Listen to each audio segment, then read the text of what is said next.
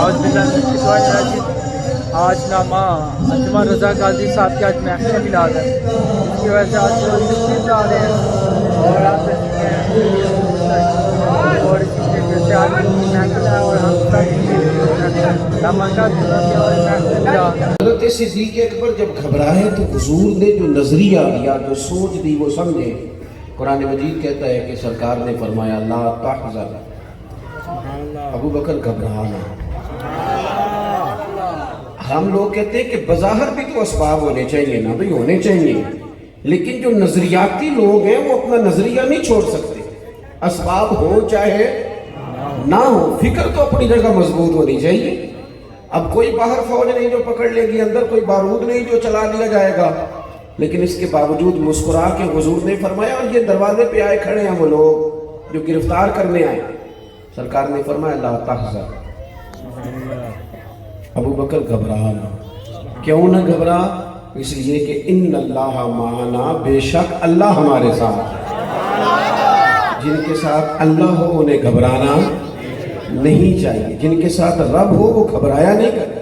ابو بکر گھبرانا اس لیے کہ اللہ ہمارے بس کرے گا۔ اللہ آپ کو خوش رکھے۔ میں نے پہلے بھی کہا تھا کہ آپ ہمیں بات کرنے دیں، اللہ آپ کو بہت ساری عزتوں سے نوازے۔ اتنا ٹھنڈا خطیب جب بلائیں تو پھر اسے موقع تو دینا چاہیے نا، بات تو کرنا۔ یہاں تو آپ کو جاہو جلال والا بلا لیتے نا، کام چل جاتا ہے۔ جاہو جلال کئی حضرات خطاب کر رہے ہوتے ہیں، مجھے ایک صاحب کہنے لگے کہ دیکھا جلال فرمایا کو بولا ہے، میں کہ ڈرن ڈے سمجھا ہے، ہم تو آہستہ آہستہ بولتے ہیں، ڈرتے ہی کوئی نہیں، اس لیے باتیں کرتے رہتے ہیں۔ آپ مہربانی کریں ذرا مجھے موقع دیں، میں تو چھوٹی سی تقریر کرنے والا مولوی ہوں، تو اگر آپ اتنا لیٹ کریں گے تو معاملہ گڑبڑ ہو جائے گا۔ آپ اب ٹھیک ہے، آپ تشریف رکھیں، آپ جی موبائل جیب چھپا لو، انہوں نے کسی کو فون سنیں، بڑی مہربانی۔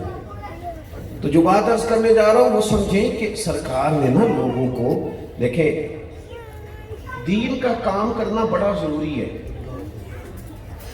لوگ کہتے ہیں جناب دین مکمل ہو گیا، اب کون ہے جس نے ٹھیکہ اٹھایا ہوا ہے؟ تو کسی نے بھی نہیں ٹھیکہ اٹھایا، لیکن سب کو پتہ ہے نا فجر 6 بجے ہوگی، تو اذان دینا کیوں ضروری ہے؟ پتہ ہے نا زور 1:30 بجے ہوگی، تو اذان دینا کیوں ضروری ہے؟ 3:45 اثر ہے تو سارے آ کے پڑھ لیں۔ ہمیں یہ کہا گیا ہے کہ تم نے اذان پڑھنی ہے، اذان نہیں چھوڑنی۔ اس محلے سے تو کوئی بھی نہیں آتا، تو اذان کا کیا کرے؟ فرمایا تو پڑھ، کوئی آئے نہ آئے، تو اس لائن میں آئے گا نا جس کے سب سے آگے سیدنا بلال حبشی کھڑے ہیں۔ دعوت دینا، پیغام دینا، لوگوں کو بار بار کہنا، اور نبی پاک صلی اللہ تعالیٰ علیہ وسلم نے نا، جو میں بات کہنے لگا ہوں اس پر غور کریں، حضور نے مشقت کر کے دین پھیلایا۔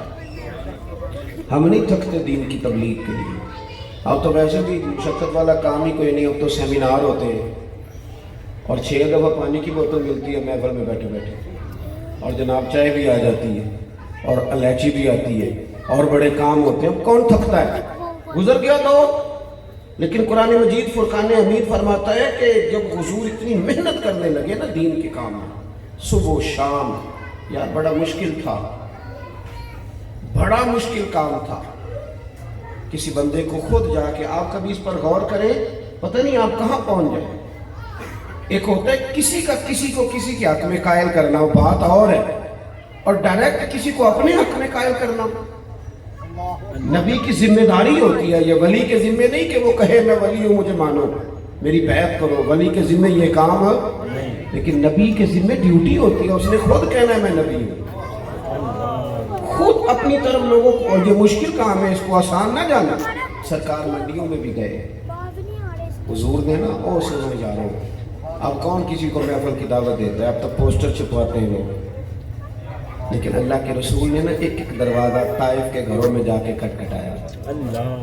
میں اکثر دوستوں سے کہتا ہوں کہ ممبری والے کئی دفعہ زیادہ وفادار ہوتے ہیں، ممبریاں نہیں ہوتی، صوبائی اسمبلی کا ممبر، قومی اسمبلی کا ممبر، قطع نظر اس بات کے کہ وہ کرتے کیا ہیں، لیکن کم از کم انہوں نے ایک سیٹ لینی ہوتی ہے۔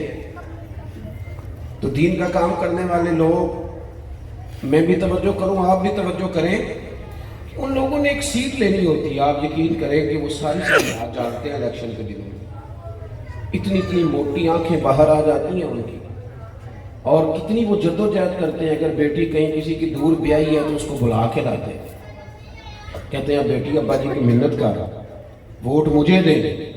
کس قدر جدوجہد کرتے ہیں. میں آپ یقین کریں بہت سارے لوگ ایسے ہوتے ہیں جن کی بات نہیں سنی جاتی, پر الیکشن کے دنوں میں لوگ ان کی بھی باتیں قطع نظر کہ وہ بندہ کس طرح کا ہے. میں جو بات عرض کر رہا ہوں اس پر آپ غور کریں گے کہ بھائی ایک اس نے ممبر بننا ہے, ایک ممبر 5 سال کے, وہ بھی پتہ نہیں 5 پورے ہوں گے کہ نہیں ہوں گے, یہ بھی طے نہیں.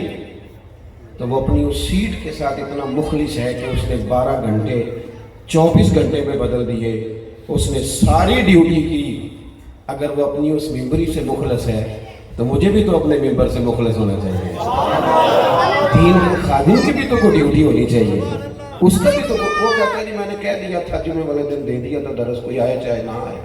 حضور نے اتنی محنت فرمائی کہ رب فرماتا ہے طٰہٰ مَا أَنزَلْنَا عَلَيْكَ الْقُرْآنَ لِتَشْقَىٰ. محبوب کوئی قرآن پاک اس لیے نازل تو نہیں نہ کیا تھا کہ آپ مشقت نہیں پڑھ لیں, اس لیے تو نہیں نازل کی. حضور نے محنت فرمائی دین کے لیے, لوگوں کو پیغام دین دیا, اور ایک ایک شخص پر حضور نے محنت کی. اور سرکار کی یہ چاہت تھی کہ کچھ لوگ دین میں داخل ہو جائیں. حضرت مولا علی شیر خدا روایت کرتے ہیں, پیارے حبیب صلی اللہ علیہ وسلم فرماتے ہیں اگر تیری وجہ سے ایک بندہ ہدایت پا گیا, کتنے لوگ جی, ایک بندہ اگر تیری وجہ سے ٹھیک ہو گیا تو تیری دنیا بھی بن گئی اور آخرت بھی بن گئی, اور تیرے لیے وہ دنیا اور ما فیہا سے بہتر ہے اگر ایک بندہ. ہم لوگوں نے یہ تو مشورہ بڑوں کو دیا ہے کہ یہ کاروبار کا فائدہ ہوگا, یہ تو مشورہ بڑوں کو دیا ہے کہ اس طرح کر کے آگے جا تو نکل جائے گا. دینداری کا مشورہ کیوں نہیں دیتے؟ کیوں نہیں ہم ایک دوسرے کا بازو تھام کے کہتے یار تیری مہربانی میرے ساتھ چل نماز پڑھ؟ کیوں نہیں کہتے؟ حضرت مصعب ابن عمیر رضی اللہ تعالیٰ عنہ امیر ماں کے بیٹے تھے, اور فرماتے ہیں کہ ہر مہینے میری ماں نیا جوڑا لے کے دیتی تھی. پھر میں نے مدینے والے محبوب کا کلمہ پڑھا, اور آپ کو مشکات میں لفظ ملیں گے. حضرت مصعب ابن عمیر جب مسجد نبوی شریف میں آئے تو پیروں میں جوتا کوئی نہیں تھا, اور پھٹی ہوئی انہوں نے ٹوپی پہن رکھی تھی سر پہ, اور ان کے وجود پر جو کپڑے تھے وہ ٹاٹ کے تھے. کوئی کام انہوں نے کیا وہ چلے گئے اپنی ترتیب سے, تینوں لب دیں آپ گواچے, سانو اپنی خبر نہ کوئی, ساتھوں تے پارے نہیں ککھ گلیاں دے, تے سانو تے ہن آخ دے لوگ شدائی, پر اسی ننگ نموس دا ساڑ کے چولا, گل پہنے ہیں تاج گدائی, او سجنا اپنا آپ گوایا ہے تاں یار نے چاہتی پائی. فرماتے ہیں کہ میں نے نا کوئی کام کیا اور چلے گئے, تو حضرت مولا علی کہتے ہیں میں مسجد میں بیٹھا تھا, مولا کائنات فرمانے لگے حضرت مصعب ابن عمیر ان کپڑوں میں آئے واپس چلے گئے, تو حضور نے دیکھا تو سرکار کی آنکھوں میں آنسو آ گئے. حضور فرمانے لگے دیکھو اس کی ماں کتنا پیار کرتی تھی اور اب اس کا کیا حال ہو گیا. تو لوگوں نے دین کا کام کیا. ہم لوگ اگر اپنی ذمہ داریوں میں سے ایک ذمہ دین کا بھی لیں, ایک ڈیوٹی دین کی بھی کریں, اور زیادہ نہیں کام کرنا پڑتا. کہہ دیتے ہیں میری طرح کے لوگ میں نے بڑی مشقت کی, زیادہ نہیں کرنا پڑتا. اس میں نا تھوڑی سی محنت ہوتی ہے, باقی سارا فضل ہی ہوتا ہے. اللہ بڑا فضل کرتا ہے, اللہ اس کام میں بڑی خیر کرتا ہے. شرط صرف اتنی ہے کہ آپ مخلص ہو کے چلیں. وہ اسباب بھی بنا دیتا ہے, بندے بھی بھیج دیتا ہے, حالات بھی بنا دیتا ہے, بس وہ تائید کر دیتا ہے آپ چلیں. محبوب سبحانی غوث سمدانی شیخ عبد القادر جیلانی, حضور غوث اعظم رضی اللہ تعالیٰ عنہ کے والد تو بچپن میں وصال کر گئے تھے. غوث پاک رضی اللہ تعالیٰ عنہ نے ایک اینٹ سے کام شروع کیا, اور غوث اعظم نے باقاعدہ کام کیا. ہمارے ہاں چونکہ رواج نہیں تحقیقی مقالہ جات کا, ورنہ غوث اعظم رضی اللہ تعالیٰ عنہ کا علمی کام بھی ہے, طریقت میں کام بھی ہے, تصنیف میں کام بھی ہے, جہاد میں بھی کام ہے. یہ صلاح الدین ایوبی دراصل حضور غوث پاک کے تیار کرتا ہے. یہ ساری فوج جو 70,000 تھی, یہ ساری غوث پاک کے مریدوں کی فوج تھی. یہ سارے لوگ حضور اور کئی پہلوؤں پر غوث اعظم نے کام کیا. کس طرح کیا؟ کس طرح کیا؟ وہی ترتیب جو آج تک ہمارے بزرگوں نے ہمیں دی ہے. غوث اعظم واز کہا کرتے تھے, تقریر کرتے ہیں. اور تقریر کرنا آج کل لوگ سمجھتے ہیں, وہ کچھ لوگ کہتے ہیں چھوڑو جی یہ فلانا بندہ تو ایک خطیب ہے, آپ کے خیال میں خطیب ہونا تو بالکل فضول سی بات ہے، اسے کوئی معنی ہی نہیں۔ دیکھو خطابت اتنا ضروری کام ہے کہ غوث پاک فرماتے ہیں جب میں نے تعلیم مکمل کر لی اور میں پڑھ چکا تھا پر میں تقریر نہیں کرتا تھا، تو کہتے ہیں مجھے خواب میں نا خود رسول کریم علیہ السلام کی زیارت نصیب ہوئی، اور نبی پاک صلی اللہ علیہ وسلم نے مجھ سے فرمایا تو تقریر کیوں نہیں کرتا، بات کیا کر، بات کیا کر، اللہ تبارک و تعالیٰ تیری وجہ سے لوگوں کو فیض یاب کرے، گفتگو کر۔ آپ جب بات کرتے ہیں نا کوئی بات دین کی، تو بندہ اس وقت عمل کرے نہ کرے، جب آپ کوئی بات کر دیتے ہیں تو ایک وقت ایسا ضرور آتا ہے کہ جب بندہ وہ کام کرنے لگتا ہے تو بات اس نے سنی ہوتی ہے تو اس کے سامنے ضرور آ جاتا ہے کہ یار یہ بات میں نے سنی، وہ سامنے ضرور آتی ہے۔ حضور غوث اعظم رضی اللہ تعالیٰ عنہ کو حکم دیا گیا کہ آپ خطاب کریں، آپ تقریر کریں، اور حکم کون دے رہا ہے؟ خود رسول کریم علیہ السلام۔ تو حضور غوث اعظم رضی اللہ تعالیٰ عنہ عرض کرنے لگے یا رسول اللہ، میں ان لوگوں میں جو اتنے فصیح و بلیغ ہیں، بات کرنے کا بڑا سلیقہ جانتے ہیں اور گفتگو کے سارے بام و در سے آگاہ ہیں، الفاظ کے اندر کیا طاقت ہوتی ہے اسے یہ سمجھتے، ان کے سامنے کیسے خطاب کروں؟ تو یہ تقریر، یہ واعظ، یہ خطاب، یہ دین کا اتنا بڑا شعبہ ہے کہ محبوب نے فرمایا عبد القادر منہ تو کھولیے گا۔ کہتے ہیں میں نے منہ کھولا تو خود محبوب نے اپنا لواب دہن 7 دفعہ میرے منہ میں ڈالا۔ پھر غوث اعظم نے منبر بچھایا، پھر غوث اعظم آپ فرماتے ہیں پھر مجھے دوبارہ بھی زیارت ہوئی، پر اب مولا علی شیر خدا کی ہوئی۔ انہوں نے بھی فرمایا پتر منہ کھولے نا، تو میں کھولا تو 7 دفعہ لواب دہن ڈالا۔ تو میں نے کہا حضور آپ نے 6 دفعہ ڈالا، تو میں نے کہا آپ نے کیوں 6 دفعہ ڈالا ہے؟ کہنے لگے اب حضور کے برابر تو نہیں نہ جانا۔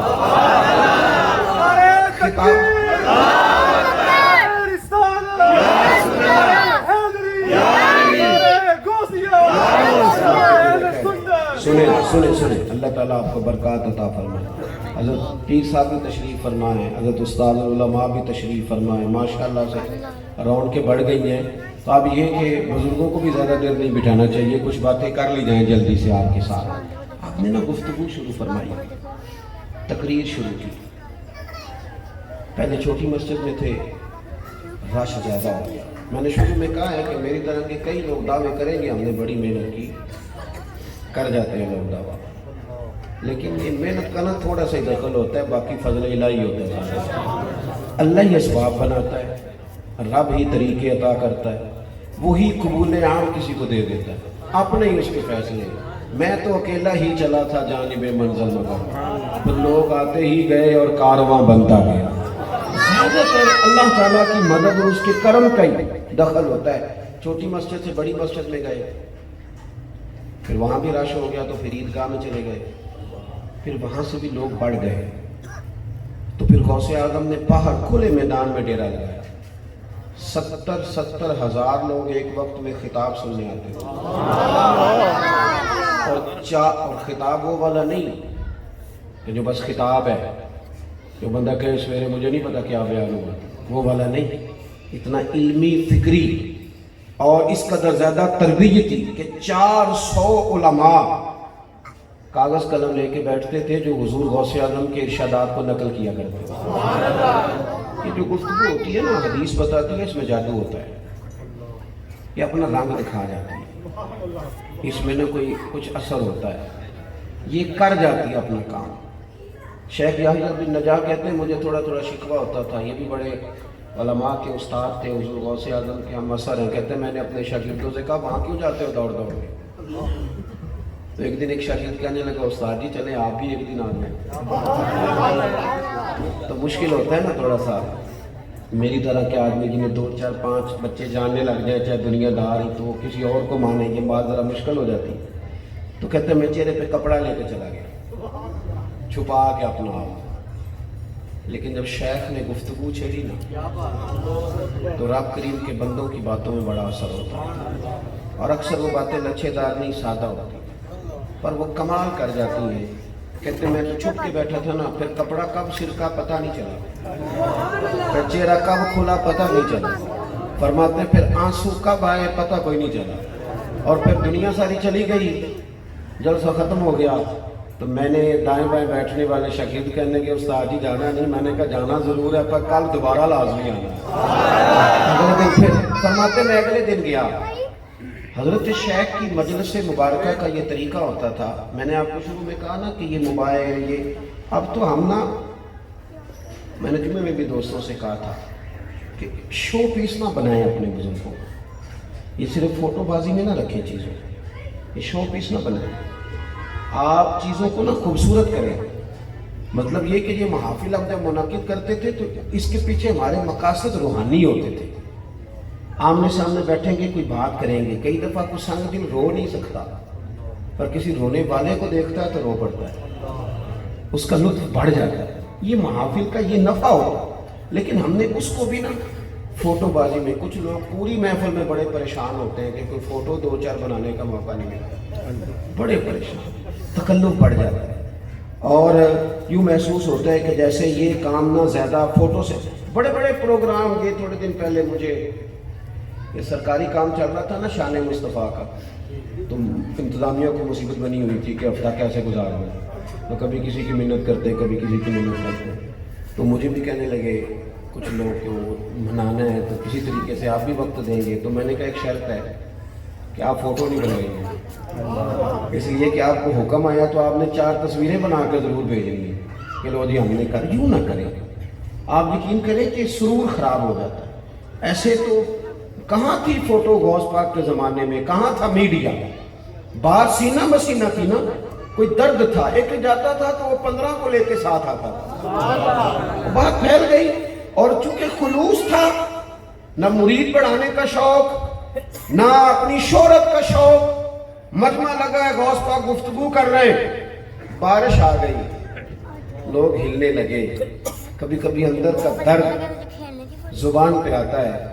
हजरत गौसे आज़म ने 2 आंसू गिराए, अर्ज की मालिक तू तो दिलों के हाल जानता है, अगर ये लोग मैंने अपने लिए जमा किए हैं तो अल्लाह भगा दे सारे, और अगर तेरे लिए जमा किए हैं तो फिर भी तेरी मर्जी है। लोग कहते हैं सारे शहर में बारिश होती थी पर जहाँ गौसे आज़म की महफिल होती थी वहाँ नहीं होती, तो शहर में होती थी। जो खुलूस पे मिलता है लिल्लाहियत, वरना तो बंदे को यूँ लगता है मैं अदाकार हूँ, मैं कह कुछ और रहा हूँ कर कुछ से महसूस होता है कि ये तो कोई शायद मुलम्मा साजी है, ये तो शायद मैं तो होते कितना रट के कुछ बातें कर रहा हूँ। दोस्त शेख याहिया कहते हैं कि मैं ना अगले दिन गया तो महफिल मुबारका का ये तरीका था कि जब मजलिस ख़त्म होती थी ना तो 4 बंदे इस कोने से खड़े होते थे, कहते थे हुजूर कभी मस्जिद नहीं गए थे, आज के बाद तौबा कर, 5 पढ़े। 10 उस कोने से खड़े होते, कहते हुजूर बड़ा लूटा लोगों को, चोरियाँ करते, हम तो रश देख के आए थे कि यहाँ क्या है, पर आपकी गुफ्तगू ने सीने के सारे मैल छुड़ा दिए। हुजूर आज ही तौबा करते, लोगों से माफ़ियाँ भी मांगेंगे, माल भी वापस करेंगे। 15 उस कोने से खड़े हुए और अर्ज़ की हुजूर बड़ा सताया रिश्तेदारों को, बड़ी दफ़ा दिल तोड़ा माँ बाप का, लेकिन आज लौट के जाएंगे और जब तक माँ राज़ी नहीं होगी सोएंगे नहीं। ये तौबा करने वाले उठते, अपनी अपनी बात करते, कोई रोता, कोई बिलकता, कोई सिसकियाँ लेता, एक रंग होता, एक शौक होता, लगता कि लोग आए हैं कहीं तरबियत लेने के लिए। शेख याहिया फरमाते हैं कि मैं एक धागा ले गया, आज मैंने गिनना है कितने लोग तौबा करते हैं। कैसे गिनूंगा? कहते एक बंदा तौबा करेगा तो एक गिरा लगा लूँगा, फिर दूसरा तौबा करेगा तो दूसरी गिरे लगाता जाऊंगा, बाद में गिन लूँगा। कहते मैं ले गया धागा और एक बंदा उठा महफिल के बाद, तो यानी वहाँ ये गिना जा रहा है तौबा कितने करेंगे। हमारी महफिलों में नोट गिने जाते हैं, दथी आला लहदा बुलाई है जिन्हें भाण देनी है, यानी उन्हें 1000 लैके 950 वापस करना।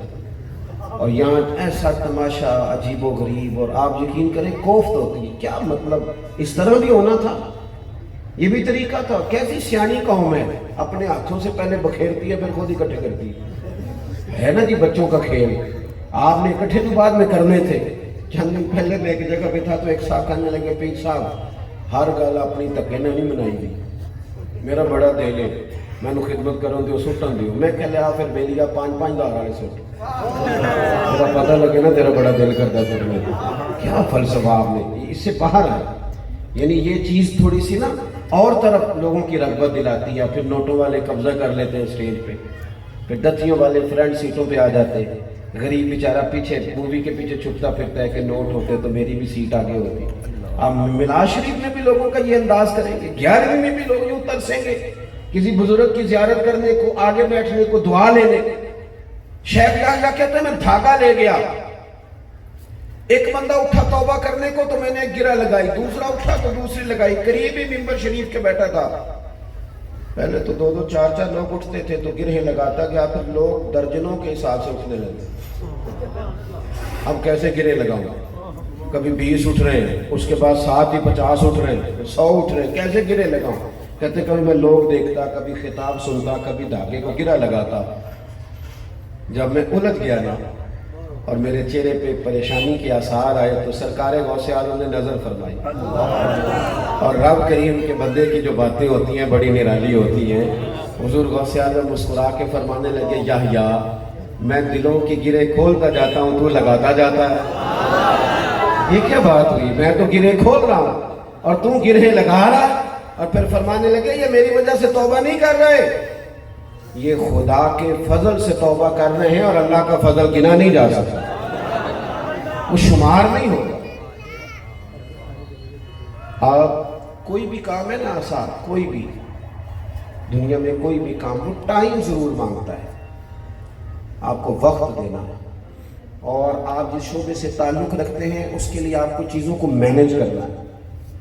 आप ये नहीं कह सकते कि मेरे आपकी सोशल लाइफ होगी, ज़रूर होगी, लेकिन अगर आपने दावा कर लिया ना कि मैं दीन का खादिम हूँ, और ये सिर्फ उलमा के लिए, मशाइख के लिए नहीं, मेरे जैसे लोग जो फलाने आस्थाने से बसते हैं, फलाने आस्थाने से बसते हैं, आप वाबस्ता हो कि आपको इजाज़त नहीं मिलेगी। जब आपने करामत सुनानी है ना घर अपने पीर साहब की, तो फिर आपको घर में मीठा भी बोलना पड़ेगा, वरना घर वाले क्या देंगे, ये सिखाते हैं तुम्हें पीर साहब, ये सिखाते हैं तुम्हें उस्ताद जी, आप नुमाइंदे।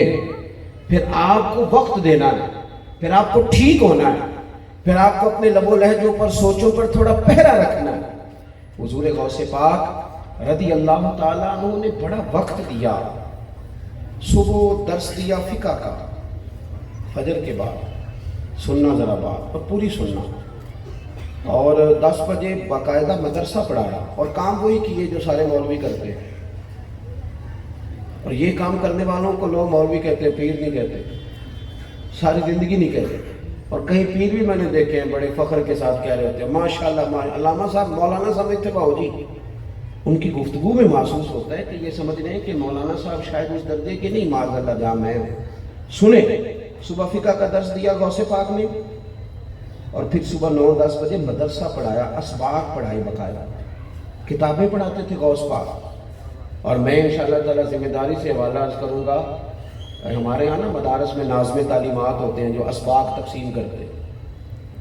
चलो मैं आपकी बोली में बताता हूँ, पीरियड नहीं बांटे जाते, चलो अल्लाह करे तो हम समझ लेंगे। इसी का तर्जुमा मदरसे में असबाक बांटना होता है, ये उस्ताद ये पढ़ाएगा, ये उस्ताद ये सबक पढ़ाएगा। तो नाज़्मे तालीमात असबाक तकसीम करने लगे, तो हुजूर गौसे आज़म से कहने लगे, हुजूर आपको कौन सा सबक देना है, यानी किताब कौन सी दें आपको, फ़िक़्ह पढ़ाएंगे, उसूल पढ़ाएंगे, हदीस पढ़ाएंगे, ग्रामर पढ़ाएंगे, नहव, क्या सबक आपको दें। तो गौस पाक फरमाने लगे, मुझे सबक ना दो। तो हुजूर फिर फरमाया, इस तरह करो कि लायक बच्चे तुम सारे रख लो, नलायक सारे मुझे दे दो। नलायक दो सारे, मैं नलायकों को पढ़ाऊंगा, नलायक सारे। मैं अक्सर कहता हूँ कि ये जो पास आया, फर्स्ट आया है तुम्हारे कॉलेज में, इसका तुमने बोर्ड पे फोटो लगाई है, तो जो फेल हुआ है फीसें तो उसने भी पूरी दी थी, कॉलेज तो वो भी आया था, उसका भी तो कोई वाली वारस बने ना, उसका बनता ही कोई नहीं। फरमाया ये नलायक मुझे दो, बल्कि मैंने पढ़ा। एक खुद ज़हन बच्चे को गौस पाक सबक याद करा कि मदरसों के बच्चे बड़े प्यार के काबिल होते हैं और बड़े बड़े अनोखे होते हैं। आप यकीन करें, कभी कभी इतना प्यार दे जाते हैं कि दिल ठंडा हो जाता है, मज़ा कर जाते हैं। तो एक बच्चा था, गौस पाक सबक पढ़ा रहे थे, तो वो ना कुंद ज़हन था बेचारा, याद ही नहीं होता था। 2-4 दफ़ा हुजूर गौसे आज़म ने उस पर मेहनत की, पढ़ाया, सिखाया। तो एक مرید عرض کرنے لگے استاد کے حضور آپ چھوڑیں یہ کون ذہن ہے؟ تو آپ فرمانے لگے نا بھائی کوئی مداخلت نہ کرے، مجھے اس سے پیار کر دینا، ہمیں کیا پتا وقت کیا ہے، آئندہ حالات کیا ہیں۔ وہ استاد کہتے ہیں پورا ہفتہ نہیں گزرا تھا کہ وہ طالب علم انتقال کر گئے۔ اب مجھے سمجھ آئی کہ سرکار غوث اعظم کا اس سے محبت کا یہ انداز کیوں تھا۔ صبح درس دیا، دوپہر مدرسہ پڑھایا، ظہر کے بعد پھر تفسیر کا درس دیا، عصر کے بعد پھر لوگوں کو حدیث پاک کا درس دیا، اور ہفتے میں 3 دن خطاب کیا اور 70 ہزار کے مجمع سے خطاب کیا۔ اور یہ جو ایک تو ہوتا ہے نا، آپ پورے ملک میں کہیں کہیں جا رہے ہیں تو ایک تقریر بھی چل جاتی ہے، لیکن اپنی مسجد میں ہر جمعے ایک تقریر نہیں چلتی، وہاں تیاری کرنی پڑتی ہے، کچھ نہ کچھ نیا بیان کرنا پڑتا ہے۔ تو اگر آپ اپنے ہاں ہی روز جلسہ منعقد کریں گے تو پھر آپ ایک ہی تقریر روز نہیں کریں گے۔ تو ہفتے میں 3 دن بیان ہوتا تھا، جمعے والے دن صبح، اتوار والے دن صبح، منگل والے دن شام۔ اب اس کے لیے بھی کچھ تیاری ہے حضور غوث پاک کی، اور 70 ہزار کے مجمع نے تقریر سنی۔ یہ صبح سے شام تک کی مصروفیت ہے، لوگ تقریر سن کے چلے گئے اور شیخ عبد القادر جیلانی گھر آئے، وضو کیا اور مصلی بچھا لیا۔ انہوں نے نہیں کہا کہ تقریر بھی تو نفل ہی ہے، انہوں نے نہیں کہا کہ درس فقہ بھی تو نفل ہی ہے، اور پھر ساری رات انہوں نے رب کریم کی یاد بھی کی۔ اس ترتیب سے کبھی کبھی بڑی مشکلات آ جاتی ہیں۔ آپ لوگوں نے بڑا پہلے وقت لیا تھا، آپ نے بڑی محنت کری، اشتہار بنوائے، تیاری کی، یہ بچے کئی دفعہ گئے، اور مجھے پتہ ہوتا ہے اب میں جب آیا ہوں تو میں دیکھ رہا تھا کہ کتنے یہ جذبات میں ہیں اپنی محفل کے تعلق سے، کتنا شوق ہے، چہرے سے نظر آ رہا۔ خدا نہ خواستہ کسی وجہ سے میں مس ہو جاتا تو یہاں جو کیفیات تھیں وہ بڑا اور رخ اختیار کر جاتی۔ میں نے کہا کہ دین کا کام بڑی محنت مانگتا ہے آپ کو، اور پھر انسان ہے، اس کے ساتھ سوشل لائف وابستہ ہے، کئی جگہوں پہ اس کے رشتے ہیں، تعلقات ہیں۔ غوث پاک کے لیے 70 ہزار کا مجمع آ گیا ہے تقریر سننے، اور ہماری طرح کی سہولیات نہیں کہ میسج چھوڑ دیا جائے کہ آج بات نہیں ہوگی۔ کوئی گھوڑے پہ بیٹھا ہے، میلوں کا سفر کر کے آئے، کوئی خچر پہ بیٹھا ہے، کوئی 4 دن میں پہنچا ہے، کوئی 6 دن میں پہنچا ہے، 70 ہزار کا مجمع لگ گیا۔ لوگوں کی آمد ہو گئی۔ سننا دوستوں، میں نے کہا کہ دین کا کام ان لوگوں نے کیا، انہوں نے کر دکھایا۔ ادھر مجمع لگ گیا، ادھر صاحبزادے کا انتقال ہو گیا۔ این وہ وقت جو خطاب کا ہے، قبر شریف تیار ہو گئی، غسل ہو گیا، کفن دے دیا گیا۔ حضرت غوث پاک رضی اللہ تعالیٰ عنہ سے اہل خانہ نے کہا حضور اب کیا کرنا ہے، جلسہ یا بیٹے کا جنازہ؟ یہ مشکل کبھی کبھی آتی ہے، لیکن پھر کھڑا کرتی ہے بندے کو، احساس دلاتی ہے کہ اب پتہ چلے گا کہ تیرا اصل وعدہ کس کے ساتھ ہے، اصل تو نے کہاں عہد کیا ہے جس کو تو نے نبھانا ہے۔ حضور غوث پاک فرمانے لگے بھائی یہ جو لوگ آئے ہیں نا 70 ہزار یہ آئے ہیں رب رسول کا دین سننے۔ تو مالک کو بھی تو پتا تھا نا کہ یہ دین سننے آئے ہیں، پتا تھا نا مالک کو۔ تو میرے بیٹے کو اگر آج ہی اس نے اپنی بارگاہ میں بلایا ہے، اگر وہ اس بات پہ راضی ہے تو میں بھی اس کی رضا پہ راضی ہوں۔ فرمایا تم اس کو غسل دو، کفن دو، میں جا رہا ہوں خطاب کرنے، جب جنازہ تیار ہو جائے تو محفل میں لے آنا، چند منٹ ممبر سے اتر کے جنازہ پڑھا دوں گا، پھر تم جا کے دفن کرانا، اس لیے کہ میرے لیے جو زیادہ ضروری ہے وہ رسول پاک کے دین کی تبلیغ۔ یہ سونا ہی میرے دکھ میں چلا۔ دیکھو بھائی اس ترتیب سے جب دین کا کام کیا جاتا ہے اور اس مرتب انداز میں جب کوئی آدمی چلتا ہے، اور 40 سال کی ڈیوٹی کی غوث پاک اور بڑی سخت لڑائی لڑنی پڑتی ہے، بڑی۔ یہ علماء جو ڈیوٹیاں کرتے ہیں، مشائخ مخلصین جو کام کرتے ہیں، یہ بڑی تگڑی لڑائی ہوتی ہے۔ گھر کے اندر بھی لڑنی پڑتی ہے، گھر کے باہر بھی لڑنی پڑتی ہے، اندر بھی بڑے سارے جواب دینے پڑتے ہیں، باہر بھی بڑی لڑائی لڑنی پڑتی ہے۔ غوث اعظم نے بڑی محنت فرمائی، بڑا کام کیا، اور پھر بیدار رہ کے کیا، پھر بیدار رہ کے۔ یہ تھوڑا سا انسان کسی وجہ سے معروف ہوتا ہے تو اسے نا شہرت کو سنبھالنا بھی بڑا ایک اس کے لیے امتحان کا معاملہ ہوتا ہے، اس لیے کہ ایک دفعہ بہت سارے لوگ دوڑ کے آتے ہیں تو کئی دفعہ شیطان اسے وسوسہ دیتا ہے کہ اب تو تیری بڑی بات بن گئی ہے، اب تیرے نام میں تو بڑی دنیا آتی ہے۔ اسے پھر اپنے آپ کو کھڑا کرنا ہوتا ہے. اس کے پاس پھر وقت ہوتا ہے کہ اب وہ اونچے اونچے لوگوں میں اڑتا ہے یا زمین والوں سے اپنا رشتہ قائم رکھتا ہے.